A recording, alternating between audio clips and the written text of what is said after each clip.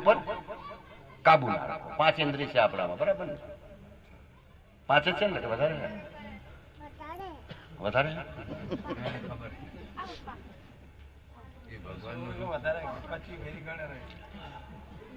5 ઇન્દ્રિયમાં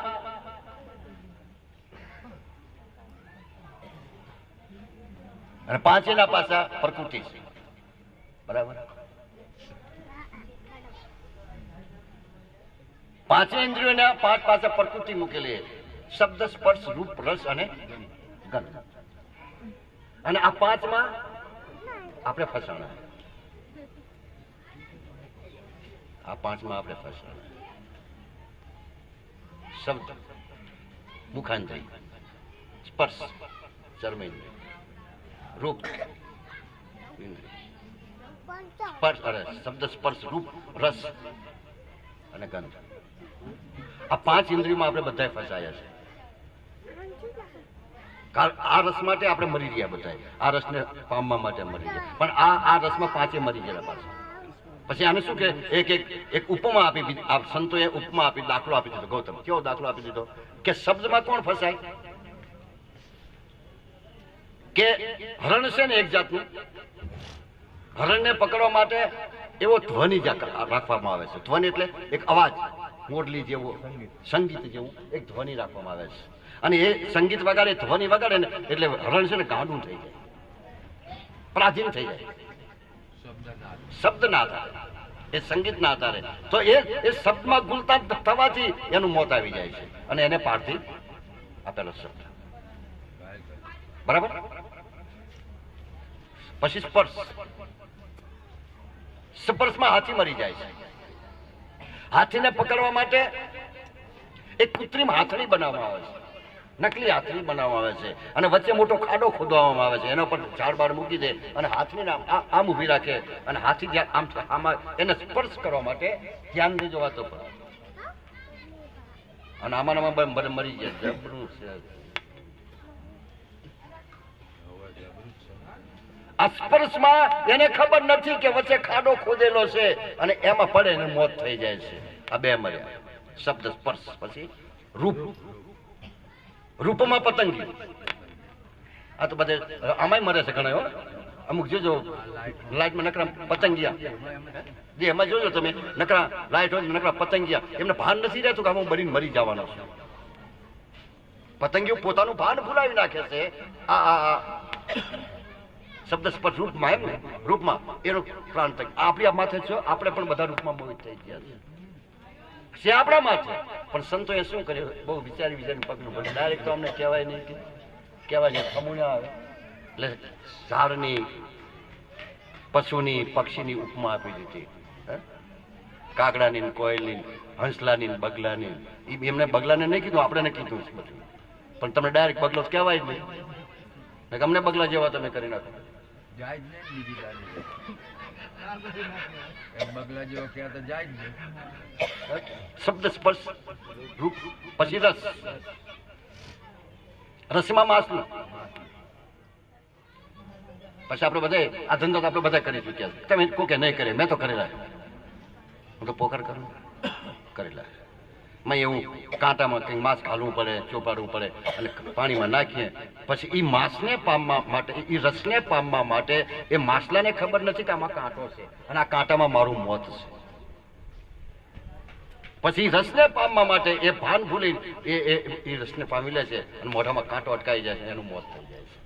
એમ આપણે પણ રસ. એટલે આ તો શબ્દ આવ્યો એટલે કેવું પડે નગુ નાખો. પછી શું આવ્યું? ગંધ એટલે ભમરો. ખુશ્બુ. ગંધ એટલે ખુશ્બુ, બરાબર? ભમરો ફૂલમાં. યાદ નહીં, ચાલો કમળ, એક કમળનો દાખલો લઈએ. કમળ. ભમરો લાકડાને કોચીને મોટો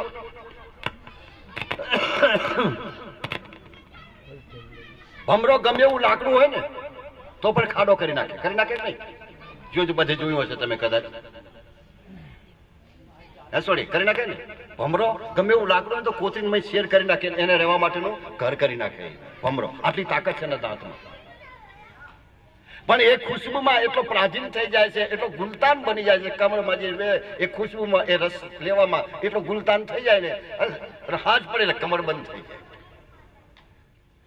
કમળ બંધ થાય. એ પાતળું એ પતરું નહીં કાપી શકતો. બોલ, જે લાકડાને કાપી નાખે, લાકડાને ખાડો કરી નાખે, એ કમળના પત્તાને કાપી શકતો નથી. અને અનાજ સુધી ત્યાં હસ્તી આવી જાય છે, હાથી આવી જાય છે, કમળ લઈને ખાઈ જાય, એનું મોત થઈ જાય છે. એમ આપણા 5 વિષયમાં આપણે બધા હલવાયેલા છે. શબ્દ સ્પર્શનો પ્રશ્ન કરે એટલે અહીં કહે છે કે ઇન્દ્રિયો પર કાબુ રાખો. મન તો માંગે જ બરાબર, પણ વાયદા કરતા છે. લડાઈ નહીં, મનને લડાઈ નહીં, મન મારી નાખે, ઓંધું થઈ જાય અને છે ઓંધા લઈ જાય. વાયદા કરીને વાયદા કરે, આજ નહીં કાલ કરે. એ ક્યાં ને હારી હાચો વાળું લે, આજ નહીં કાલ, આજ બરાબર નથી. વાયદા કરતા શીખજો, સમજાવજો, મનને સમજાય. સંતો અત્યારના સંતોએ મન માટે સમજાવવાની વાત લાવીશ.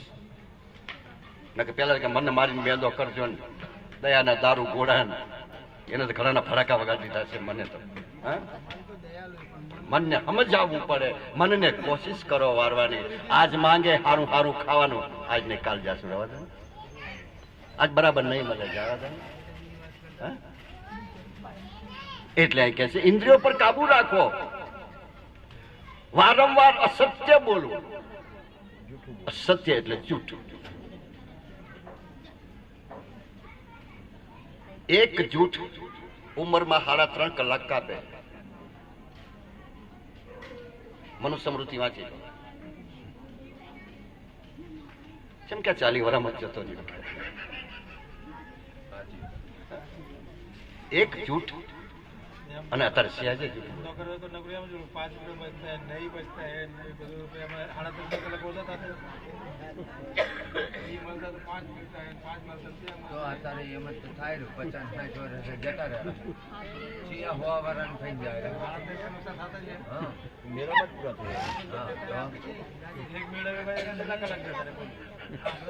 પણ પાછું તમે મૂડી ભેગી થઈ જાય છે ને.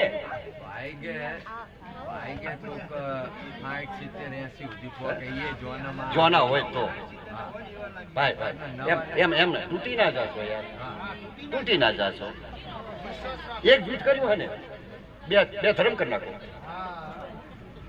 2 પુણ્યના કામ કરી નાખો, જૂઠનું સંબંધ એક સાફ થઈ જશે.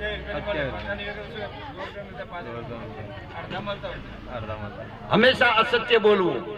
બેજો મારી બેજો. શું છે?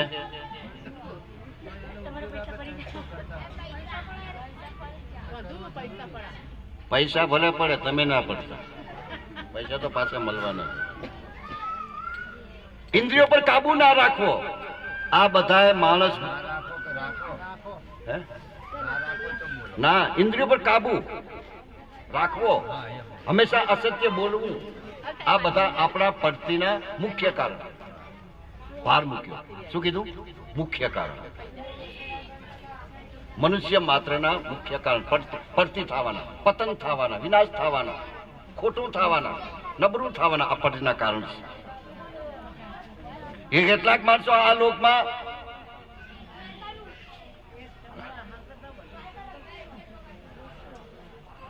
મોઢા બંધ કરો, ઘડીક વાર શાંતિ રાખો ને બાપા. કંટાળી ગયા છો? ગાતા ગાતા જાય ને ગાતા ગાતા આવે ને ખાવા ટાણે સુઈ જાય. જેના કર્મે માંડેલા કોઠા કોઠા રે એ અમરત એને ક્યાંથી મળે? સવારામ બાપાએ કીધું કે બર્થડે બાપાએ? સવારામ બાપાને માને છે. તમને નહીં કહેતો મળ્યો, તમને ધન્યવાદ છે બાપા. એટલે બંને તમે જૂઠું ના બોલશો. એકદમ જૂઠું બોલે ને તો 100 વખત સાચું બોલો તો જૂઠ અંતાઈ જશે. એક વખત જૂઠું બોલાય તો 100 વખત સાચું બોલતો તો જૂઠનું વિમર્શન થઈ જશે, કપાઈ જશે. આપણને ભગવાને 2 વસ્તુ આપેલી, 2 વાતની ખબર આપેલી. જૂઠને બાળવાની ખબર આપેલી છે, હાથને શબ્દ આપેલા છે. મુખ્ય કારણ છે કેટલાક માણસો આ લોકમાં સન્ન માર્ગથી પણ ભ્રષ્ટ થયેલા છે. ચાલાય લઈ જાય હે બાબા. બાપુ સન્ન માર્ગ એટલે શું સાહેબ? સન્ન માર્ગ એટલે સારું છે અત્યારે કોઈ આપણા પારખા લેતા નથી. હે? આપણા કોઈ પારખા લેતા નથી એટલે હારા છે. વિષમ નહીં લેતા, ખબર છે કે સહન શક્તિ બહુ આવી ગઈ છે. સન્માર્ગથી ભ્રષ્ટ થઈ ગયા છે બાપ. જેને જેને હારો માર્ગ અપનાવ્યો છે એનામાં વધારે ભ્રષ્ટતા આવી ગઈ છે. જેને ધર્મના ધુરંધરો થયા છે, જે ધર્મ અપનાવ્યું છે એનામાં જ કબૂતરી વધારે થઈ ગઈ છે. સન્માર્ગથી ભ્રષ્ટ થયા છે. તો કેટલાક સંપત્તિથી ભ્રષ્ટ થઈ ગયા. મારી પાસે બહુ રૂપિયા છે, મારી પાસે બહુ સત્તા છે, સંપત્તિથી ભ્રષ્ટ થયા છે. તો કેટલાક પરિવારથી પણ, મારી પાસે મોટું પરિવાર, મને કોણ પોપવાનું છે? આ લોકમાં આવા ભ્રષ્ટ થયેલા માણસના દેહાંત પછી એમનો નરકમાં વાસ થાય છે. માટે નરક વાસથી બચવા માટે સમજુ માણસે જે કંઈ અપકૃત્ય કર્યું હોય, શાસ્ત્રોએ જે ના પાડ્યું એ જ કર્યું હોય, નિંદિત કર્મ કર્યું હોય, ઇન્દ્રિયો પર કાબુ ના રાખ્યો હોય, એનો દુરુપયોગ કર્યો હોય, આવા આચરણવાળા માણસ છે. આ બધાય અપકર્મની વિશુદ્ધિ માટે સાવધાની રાખીને એનું પ્રાચિત કરી લેવું જોઈએ. આપણે બધા માફી માંગનાર. શું છે? માફી. માફી માંગે તો સારું, અત્યારે સોરી એ સોરી એટલે માફી પડે. એ ટૂંકાણમાં થઈ ગયું અંગ્રેજી ભાષા. અને જ્યાં સુધી પ્રાચિત ના થાય ત્યાં સુધી વિશુદ્ધિ નથી થતી. અને પ્રાચિત તો એ જ કરી શકે જે સુરો હોય.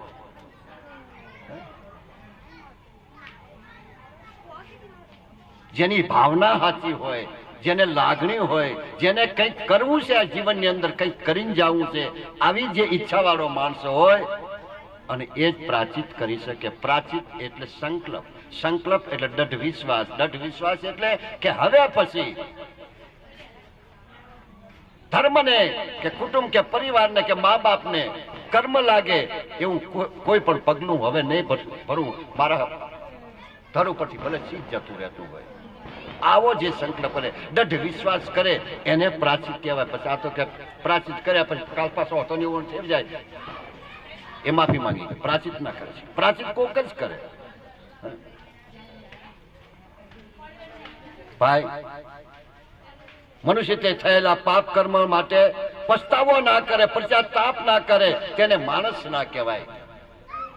જે પસ્તાવો નથી કરતો કે મારાથી ખોટું થઈ ગયું, ધર્મને વિનંતી નથી કરતો, વિનવણી નહીં કરતો, ધર્મની સામે પ્રાચિત નથી કરતો, એને માણસ ના કહેવાય. એ માણસનો અઘોર નરક, જે રૌરવ નરક અને મહારૌરવ નરકમાં એનો વાસ થાય છે. વળી કેટલાક માણસો તો જુદા જુદા પ્રકારના પાપ કર્મ કર્યા હોય, એમના ઓછા વત્તા અંશ પ્રમાણે અલગ અલગ નરકમાં જેને રહેવું પડે છે. નરકો તો ઘણા છે, આપણે આગળ જણાવીશું. ત્યાં સુધી ઘડીક વાર 2 મિનિટનો વિરામ લઈએ છીએ. બોલ સદગુરુ ભગવાન કી.